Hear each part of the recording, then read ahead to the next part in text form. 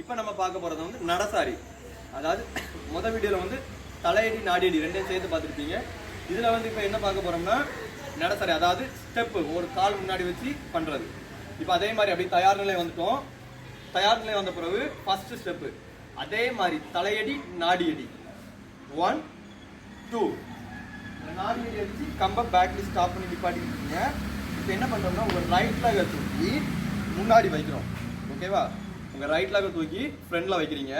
இந்த கம்பை அப்படியே எடுத்து லெஃப்ட் சைடில் ஒரு தலையடி, அதாவது இங்கே இருக்க கம்பை எடுத்து லெஃப்ட் சைடில் எடுத்து ஒரு தலையடி. இப்போ அப்படியே உங்கள் லெஃப்ட் ஹேண்ட் சைடாக பேக்கில் உடம்பு இருக்கணும்.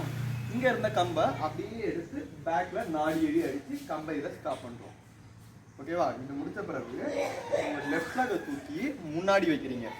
அதாவது நம்ம வயர் எந்த பக்கம் இருக்குதோ அந்த பக்கமாக முன்னாடி வச்ச பிறகு இந்த கம்பை இங்கேருந்து எடுத்து ரைட் சைடில் மட்டும் ஒரு தலையடி. ஓகே, அப்படியே பின்னாடி நாடியடி. இது கண்டினியூ பண்ணும்போது இன்னொரு ஸ்டெப் கவனிங்க.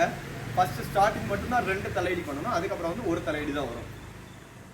தயார் நிலையில் நிற்கிறோம். ஃபஸ்ட்டு 2 தலையடி 1 2 3 பின்னாடி நாடியடி 4. உங்கள் ரைட் லெக்கத்துக்கு முன்னாடி வைக்கிறோம்.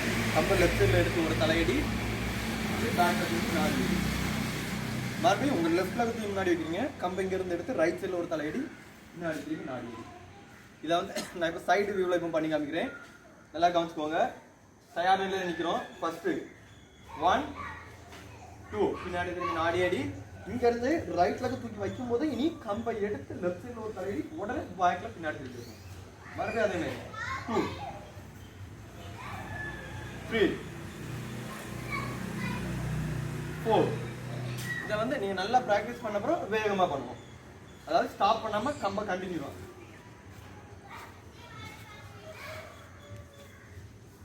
சரி, ஓகே. இது நல்லா ப்ராக்டிஸ் பண்ணுங்கள். கிளாஸை முடிச்சுக்கலாம். நன்றி, வணக்கம்.